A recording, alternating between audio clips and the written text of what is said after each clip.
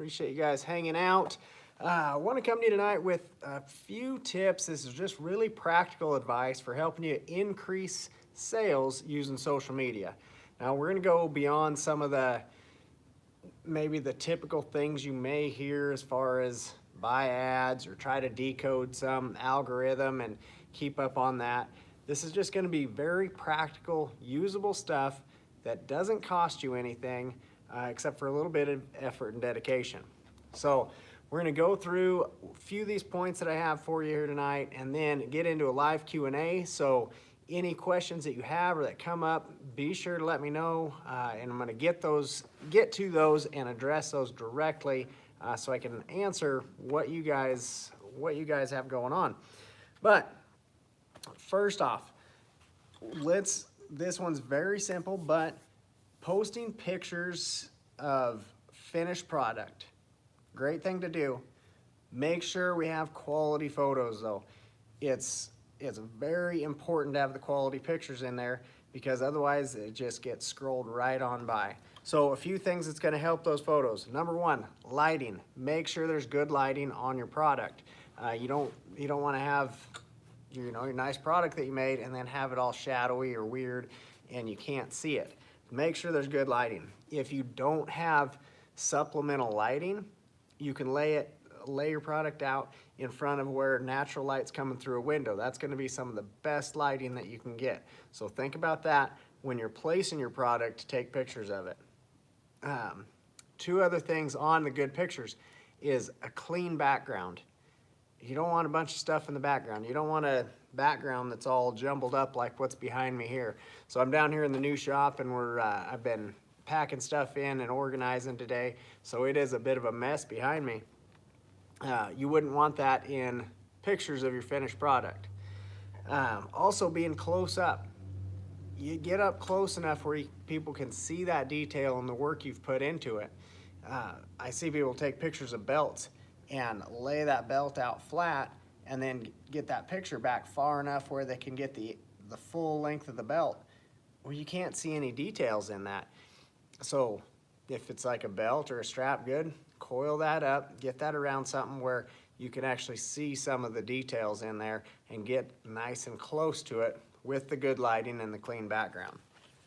And that's going to be the same as far as videos goes too. Make sure those videos are clean, good lighting, close up, and good audio on your videos as well, whether you're going to keep whatever natural audio's in there or if you're putting music over there, things like that. Along with finished product, here's a great thing that I've found to be hugely successful is process pictures or process videos. And that does a few things in there. One, it's going to give you a lot more content, right? You can get a lot of things out of one project, a lot of content out of one project instead of just waiting for that finished picture. You can do some pictures, cutting that out, tooling it, dyeing it, whatever it is that you're doing. Seeing that process is going to get you more content. It also is going to help educate the customer. So we've talked about pricing a little bit before in some other episodes, and a big question I have is, well, what do I do when people say my stuff's too expensive, or if I'm pricing things too high, how do I handle it when people, get gun shy when I tell them how much it is? And we've talked about that being our responsibility as a crafter, as a producer, to educate the customer on the value of the product and what goes into that product. So by posting pictures and video of the process that's going into it, that's going to help really educate that customer and help them see what's going into that, why that costs more money than if they just went down and got something from the box store that was shipped overseas, right? It gives you a chance to show the quality of goods that's going into it, the quality of materials that's going into the product that you're making. So all that really feeds in just by posting a process picture or video, you're doing a whole lot more than just posting something. If you're doing that right, you can use that to educate your customer in there as well. Next thing, giveaways. Giveaways are a great thing to do. I've used them, and I've used them and got a lot of traction out of that. I've also used them and had it kind of be a flop too. So here's a few tips for you specifically on giveaways that I would recommend. One is you can have them tag someone, but instead of just say tag someone in this post to get entered, you could have them make sure you're tagging someone relevant, and you don't tell them relevant, but what you do is, for example, if you're giving away a dog collar, yeah, and that's something that you're going to want to push and want to make more of, right? Don't promote or post pictures or give something away of something that you don't want to take orders on, because you'll no doubt get orders on it when you don't want them. So make sure it's something you're wanting to build. But back to the dog collar, you're wanting to make dog collars, so you're gonna use one for a giveaway, and you post a picture, say, of 4 or 5 dog collars that you've done, all laid together there, some cool picture, who knows, or you got some collars laid there next to a bunch of puppies laying in the middle of the collars. I don't know. Get creative on it, but get a picture that's going to stand out, something that's going to catch a little bit of attention, and have the person to enter say tag someone you know with a dog to get you both entered in this giveaway for a free custom dog collar or something. The reason being is because now you're having them target your audience for you. You don't just say tag somebody, but tag somebody with a dog. So tag someone you know with a dog, and then you'll both be entered to win this collar. And that gets you that much closer to your target market. Well, they might not win, whatever, but if their friend thought of them enough, like, hey, I want to get you entered in this, so I tagged you in it, then you get a chance to reach out to that customer directly.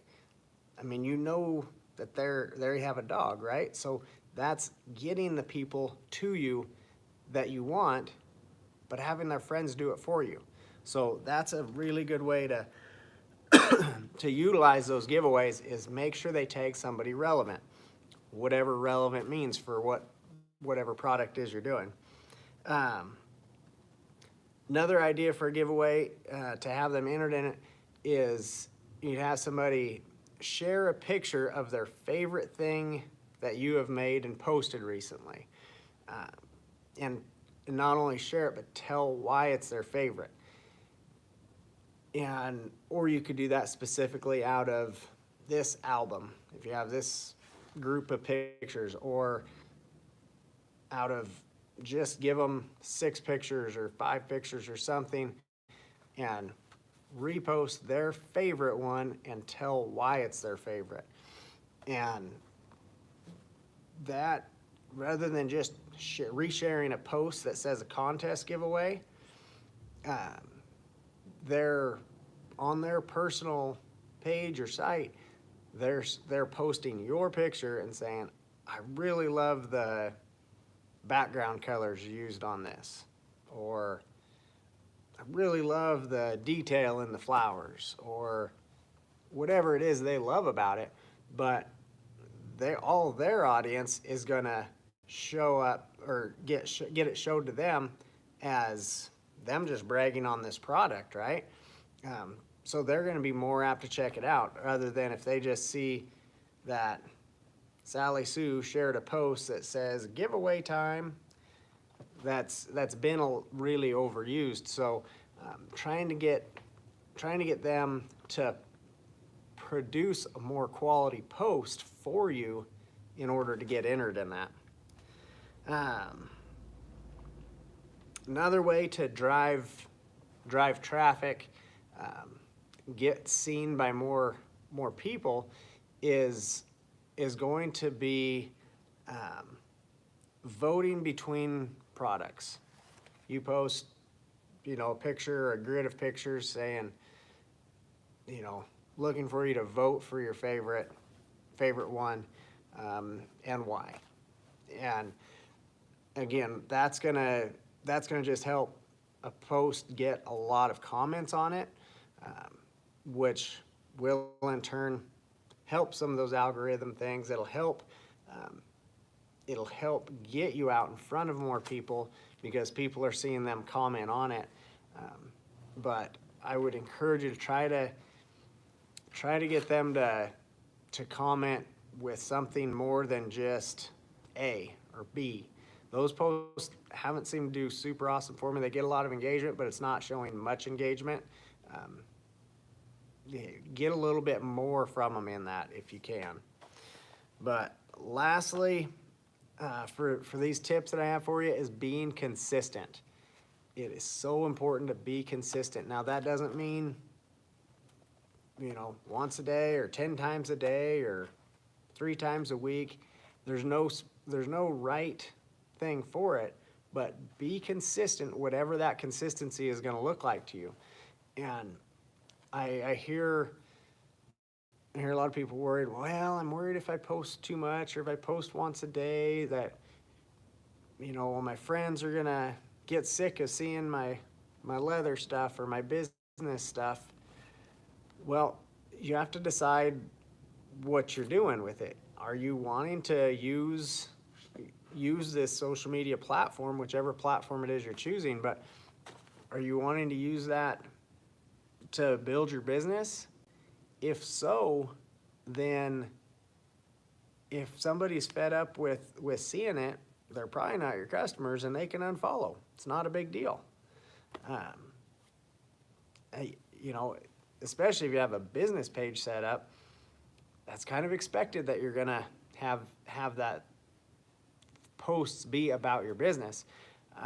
I would just encourage you to not be posting just salesy type of posts, because that will wear out an audience even of customers.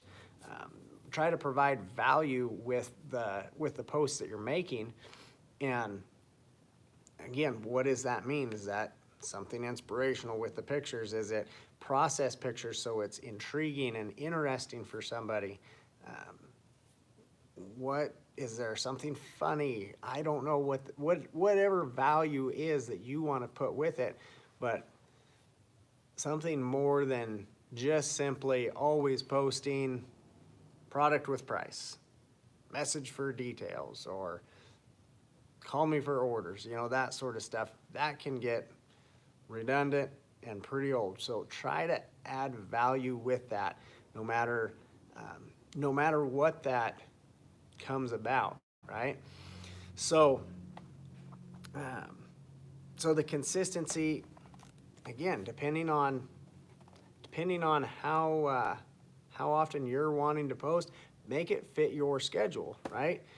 You don't want to feel like you're just strapped to oh gosh, I got to come up with something. Try to have some content ready to go, but don't let it be a stress. Don't add stress to your business, right? It's your business, so you get to dictate it. If something is completely stressing you out in your business, then you need to manage it better. Like, that's bottom line. It's nobody else's fault, right? It's going to happen. There's going to be things that we allow to happen in our business that get to something is not managed, not looked at, and it's like, man, these orders or this client or my shipping situation or my post schedule or something is like, oh my gosh, that's getting to me, really stressing out over it, then change it. Figure it out. Don't let your business run you. Step up and run your business.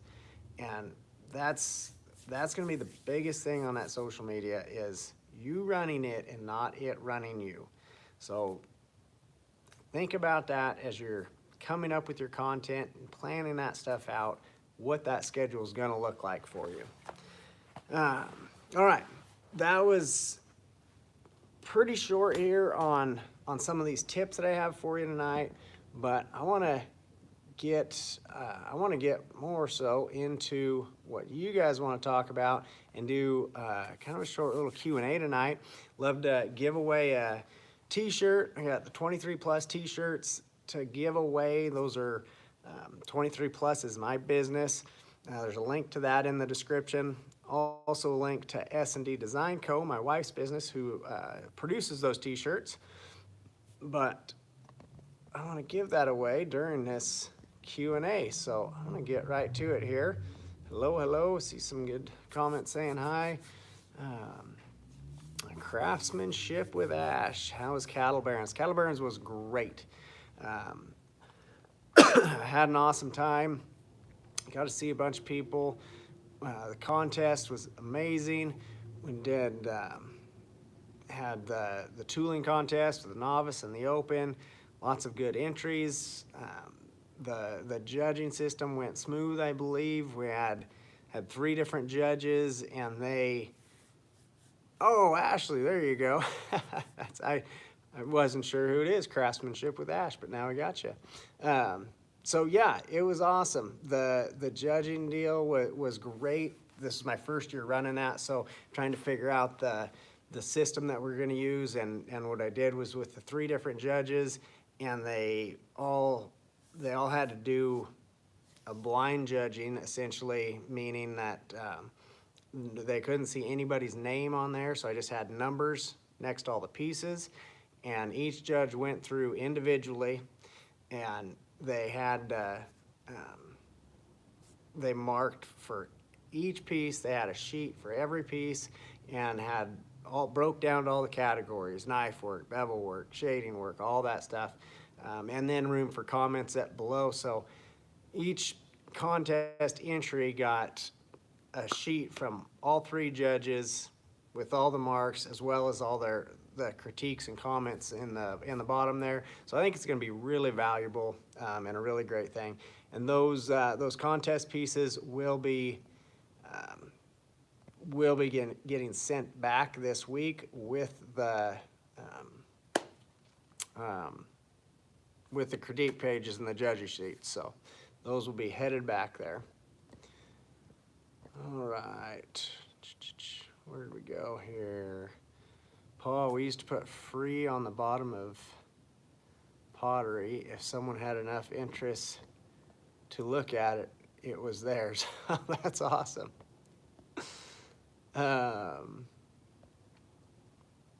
We did it at art shows, right on. Gray Viking, greetings. Lucia Browning, I love this channel very much. I literally became a 7-figure earner after you've recommended I invest. Oh, that looks like a spam comment there. We'll just get on rid of that. Because I didn't suggest anybody to invest with anything. Okay.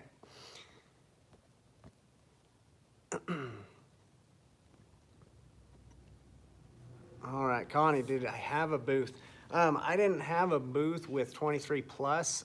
We had a booth for the leather show portion of Cattle Barons. So the contest pieces were displayed in a booth, as well as the 3 judges that we had. They had product in there, and we had some tooling benches in there. They were doing demo work and kind of showing it as a collective booth there.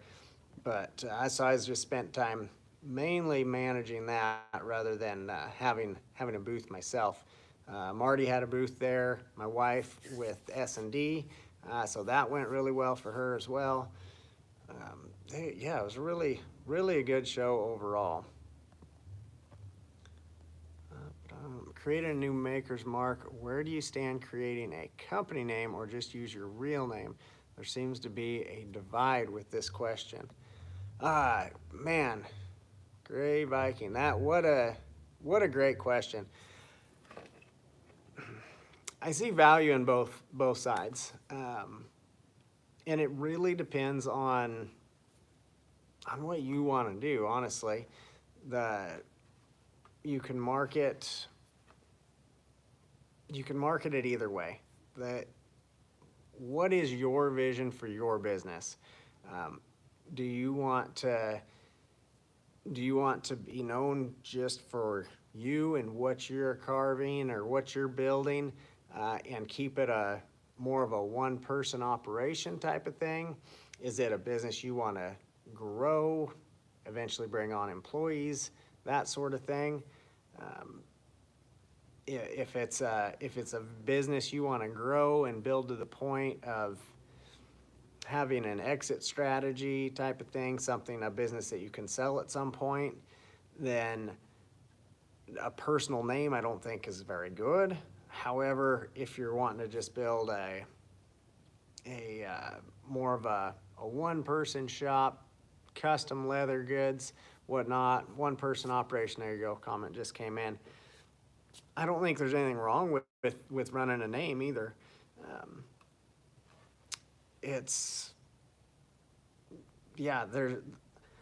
don't know, people that have a super strong opinion one way or the other, I hope they're doing what works for them. I've seen people do really well with both. I think whichever way you decide to go, it's just a matter of how you're marketing that. You could call it, Gray Viking leather, or you call it XYZ leather. And if you push that marketing and have strategic marketing and put out a good product and have good customer service and stay consistent with what you're doing, I don't think it matters. I think you'll be successful with either one. So I can't really say one way or the other. I have my business, my 23 plus, that is obviously not my name, so it's not, I'm building that business under a brand name, but then I'm also marketing myself as Joe Mealing here on YouTube,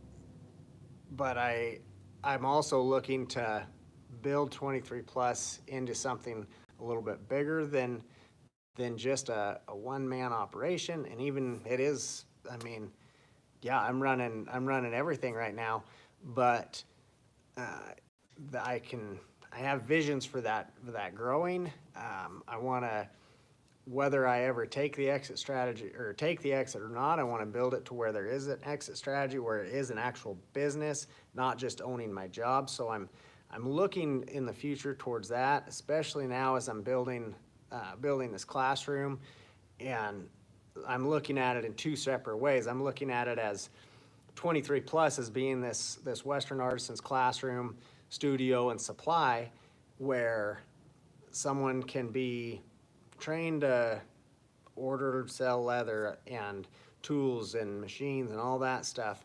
Someone can be trained to set up a class schedule and contact instructors and book instructors and market to students and bring students in, and that somebody can run all of that stuff separate from me. I don't have to be the one necessarily to do that. So I'm looking at eventually then separating off to where 23 plus is what it is here, and then Joe Mealing as an instructor, I come in as an instructor where I do this, I get the same instructor split as any other outside instructor that comes in. So there's money that goes to the business and then money that comes to me.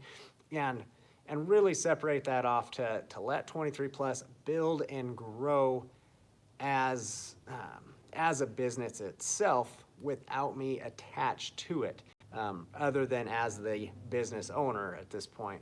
But again, that's further down the road. It opens me up to the idea of multiple locations. Maybe I want to once this location is up and running and rolling good, I could see another location, a different part of the country, working very well, and building that classroom up and have a classroom studio and supply there as well.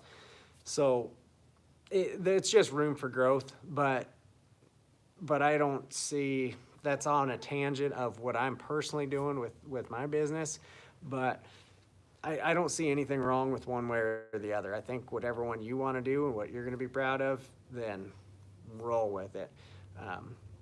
I will say, when I picked the name 23 Plus, I wanted a name kind of related to rodeo, yet vague enough that I could market anything anywhere, and it wasn't rodeo west, out west, da da da da, something that's gonna somebody's gonna turn their nose up at something. And so I wanted it just a very kind of a vague thing.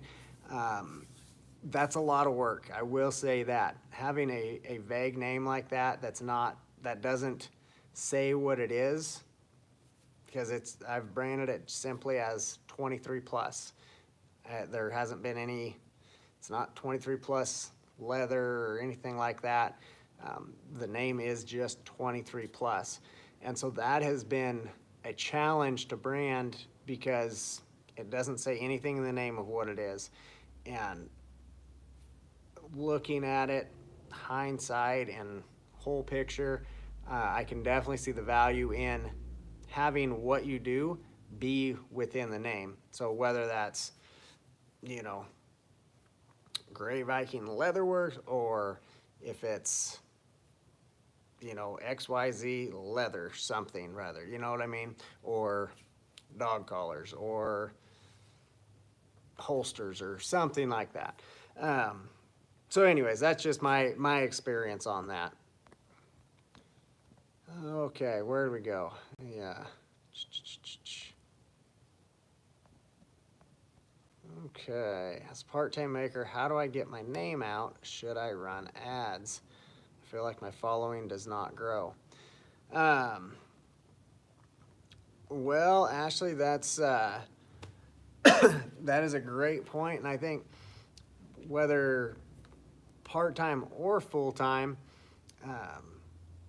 I think some of the tips that we talked about earlier on here, being consistent, posting those good pictures, good videos, maybe doing some of those surveys or giveaways, all that stuff can help grow whether you're part-time or full-time. And it kind of gives you an idea for, as that grows, you start part-time, but you start growing that marketing, growing your orders, growing your systems that can handle those more orders. That's when the potential of it going from part-time to full-time actually becomes a real thing. But, making that decision to grow is a big thing. And a lot of times I'll see if you're doing it part-time, and you have to forgive me because I haven't checked to see, or I'm not sure off the top of my head, if you have just a business page that you're using, or if everything's running off your personal page. Oh gosh, I don't have the pieces sitting in front of me, Ashley, but I'm wanting to say yours was the piece with the sticker on back. Do you have a sticker? Your company name, kind of some cool wild logo on there. Am I thinking of the right one? Anyways, a lot of times I'll see people using, they're saying, oh, I'm just part-time, just kind of using my personal page or whatever. Then you have leather post, kids, dogs, family, vacation, leather post, dinner, doing laundry, leather post, mowing the lawn, cutting the grass, like, you know what I mean? So it's separated out. Okay, yeah, that was the right piece. Um, so if you have a business page, Missouri Valley Saddle Ring Outfitters, that's right, that's right. Um, so if you have a business page under that name, then I would say use some of these strategies with that page. And if you're at the point where you want to invest a little bit in ads, then man, go for it. I mean, I've used the paid for ads as well, and that's a great thing. You can target your market out there.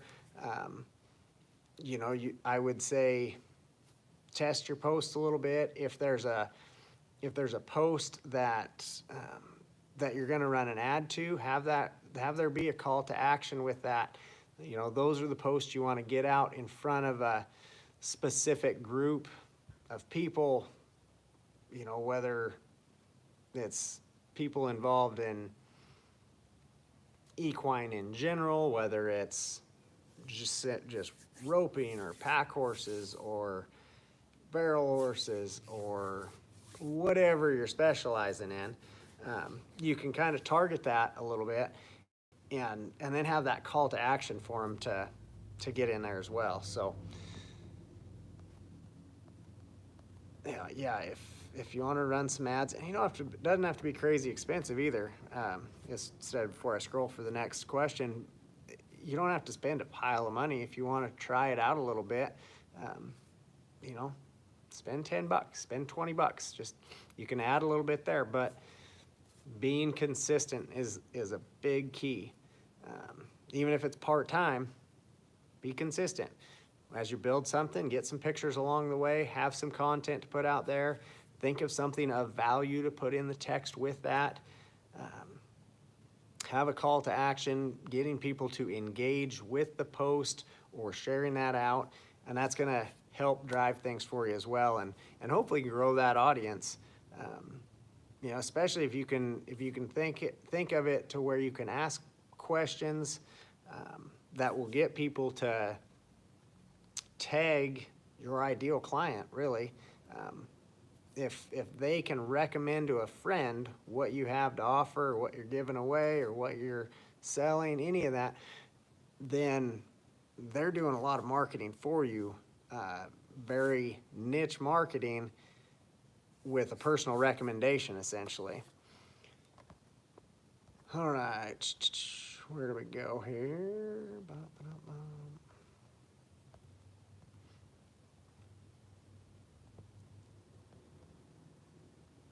Okay, great. Thank you for spending time on this question. It really helps.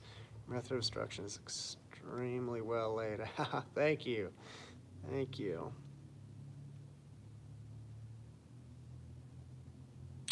If you want a presence in Virginia, let me know. I'll come work for you. Awesome. Well, who knows?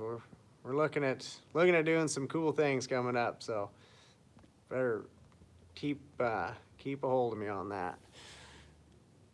Okay, Connie, do you think it's necessary to brand your work? I mean, necessary is a strong word, but I think it's important. I think there's value in that. I'm assuming what you're talking about, Connie, is like a maker's mark or initialing it or something like that. Yeah, I've done it. Gosh, I've done it all along, which it's kind of cool to look back now. It's been able to date some of my older stuff as well. So at first, I mean, I didn't have a maker's mark and spend the money on that right away. I didn't do that for quite a while, actually. I started my original stuff just has with my swivel knife, usually on the liner somewhere, a JM carved in it. And that was my maker's mark for a long time. And then I got really fancy and I got a wood burner. And so my maker's mark was burnt in there. So there was a burnt in JM. So then so you can kind of start dating back how old my stuff is if somebody has an old piece. And then from there went the burnt in 23 plus, up till now finally having my maker's mark that goes on everything. So I've always had it marked. I think it's good. It identifies it. Again, necessary, not necessary, but not a bad thing either. Okay. Thank you so much for sharing that fantastic insight. Your giving spirit is amazing. Oh, thank you, Linda. Appreciate that. Earth, hands, and fire pottery. There you go, Paul. Tells you exactly what's in there.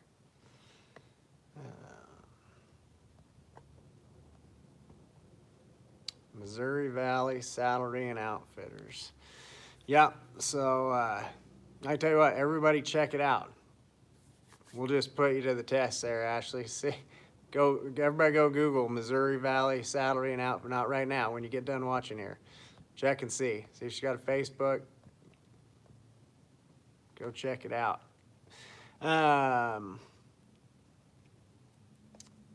Okay, Jake Henry, hello.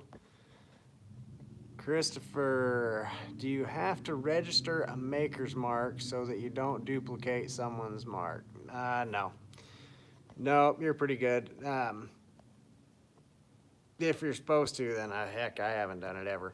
But no, you just, a lot of times, you'll come up with, if you're gonna have a maker's mark made, like a stamp, then you'll have to be sending them, you'll have to send them your logo or however you want that done up, in like a PDF, or they'll help you design stuff and send it back to you. Yeah, but most time it's gonna have your name or your business name or your specific logo.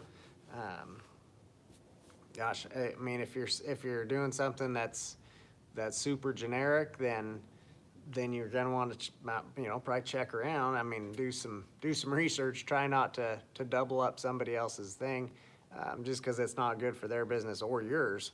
But most times you're gonna, I would think, have something pretty unique.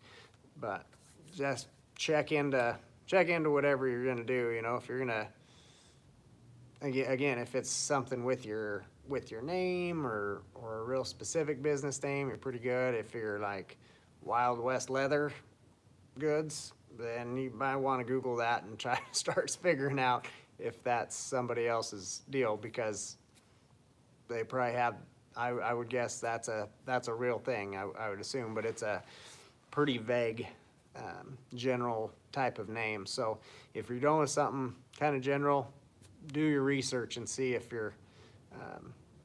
you are doubled up, or if you can tweak. If you are, then you can tweak that a little bit, do something different. Okay. You're welcome, Christopher. Andreas, no matter what brand name you choose, make sure it's available on the different social media channels, even the ones you don't use yet. Yeah, that's such a great point.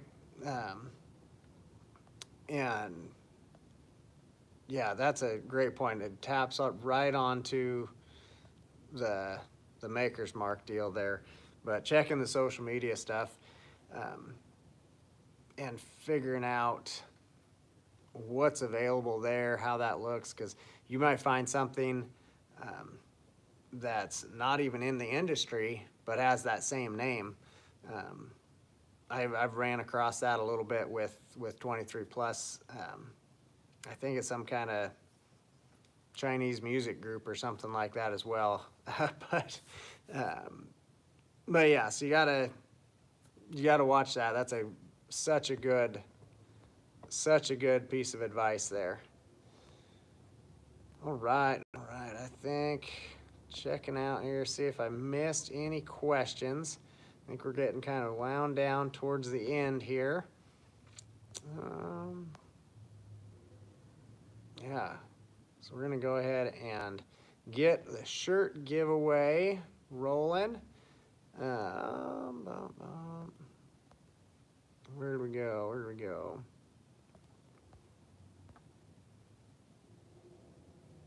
All right, and going on, I tell you what, who started off that big, big rant I went on company name and all that. But Gray Viking, I would love to get a shirt headed your way.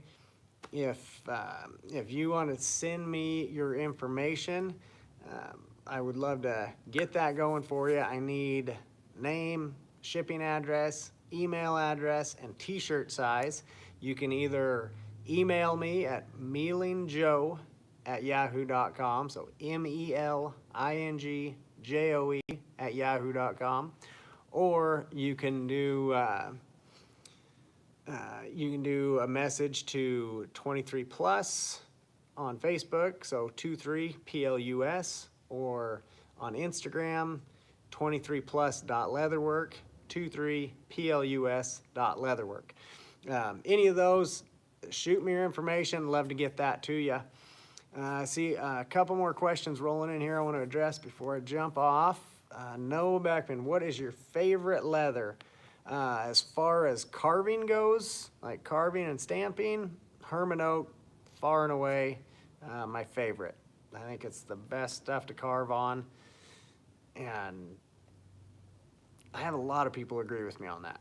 That's not kind of one of those weird off there types of leathers. That's really one of the very industry leading leathers for tooling and carving.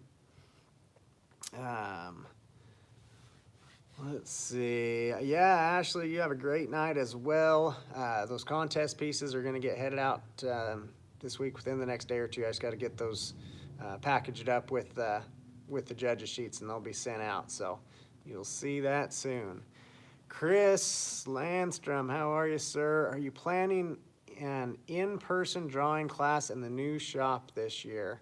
Yes, absolutely. I am. I don't have the exact dates on that. I'm actually looking, I'm just kind of looking this week to start looking out further on that schedule. I think a drawing class is one that I may do. I may get a couple of those going this year. I'm looking at doing a class here in the next couple weeks, and I've been trying to decide. This morning I decided that I'm going to do a class May 25th, 26th, that weekend there, that Friday, Saturday. But I'm just really kind of dialing in on which class it is I'm going to offer at that point so I can get that information out. I had thought about the drawing class as part of that, but we may run that drawing one out a little bit further and do maybe a tooling one there. I don't know. I'll get that going, get that posted here pretty quick. But yeah, I'd love to do a couple. And the other thing too, if you're like Chris, if you're interested, I know you're coming from a ways. I can't remember right off the top of my head, but I want to say you're back east somewhere, if I remember right. But if you're thinking, man, I really want to take an in-person drawing class, and I really have these certain dates that would work awesome. I'd love to travel this weekend or this week or whatever those are. Get a hold of me and let me know. I can adjust schedule if I know, like, hey, okay, you're gonna be coming out for these dates. I can put feelers out and we can schedule classes. Kind of do some custom scheduling on, Wisconsin, that's where it was.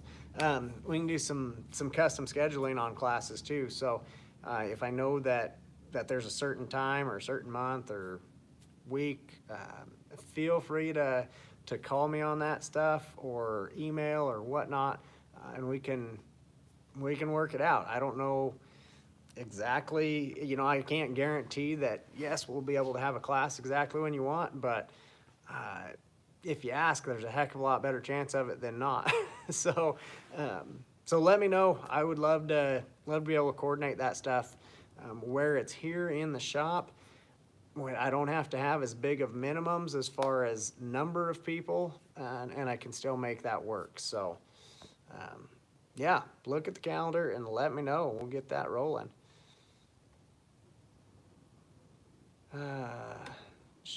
Christopher, 1:44 a.m. there. Wow, where are you at? If you haven't jumped off yet, let me know exactly where you're at. I'm kind of curious.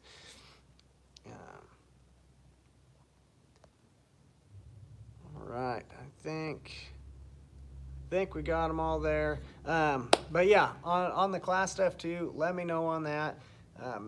A couple other links. Speaking of classes, one of the other links in the description is the link to the Leather Life Classroom. If you're not in there yet and interested in that, that's a subscription-based class. We do one new project each month with all the videos to walk you through each step to that along the way, including patterns.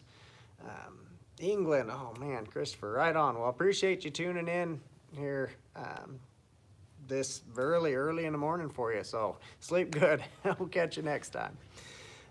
So Leather Life Classroom, anyways, that's where we can walk through those projects each month and get you the patterns and really how-to videos with each step along the way. The last link in the description is for Weaver Leather Supply. If you're not to the point where you have a business account and a wholesale account with Weaver yet, you can use a promo code JOE10, JOE10, which should automatically do that if you click the link in the description. But save 10% on anything that Weaver has, the leather, tools, machinery, finishes, all that is inclusive in that saving 10% there. So it's something to help you start lowering that bottom line and building into your business a little bit, that they've partnered up with me and allowed me to offer that discount to you. So if you already have a wholesale discount with them, you're already getting that discount, so that's irrelevant. But if you're not there yet, you can use that to help save a little bit. But with other classes, let me know if there's specific classes that you have in mind that you would love to see in here, or other instructors that you'd like to have in here. Then I would love to hear from you guys in that.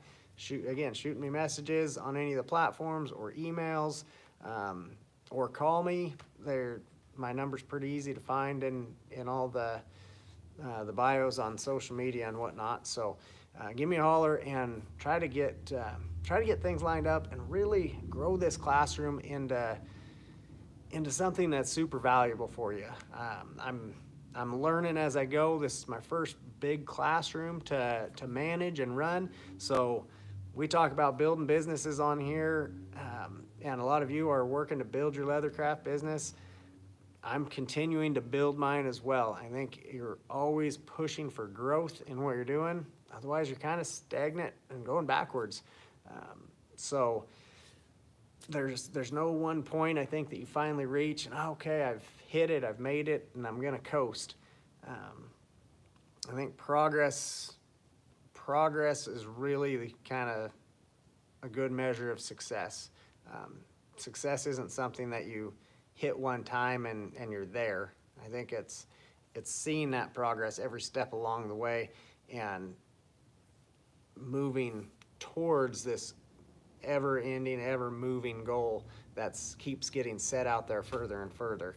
So you're right here working with me too and watching me as we grow this business, putting to use the same techniques and tips and tricks that we're talking about on this channel, on this series.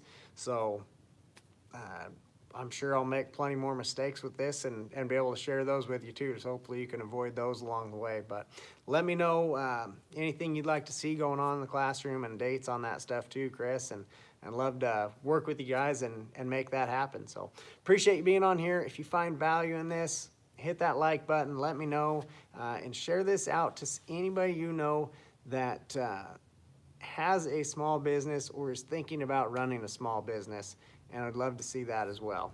So take care, and we will see you guys next time.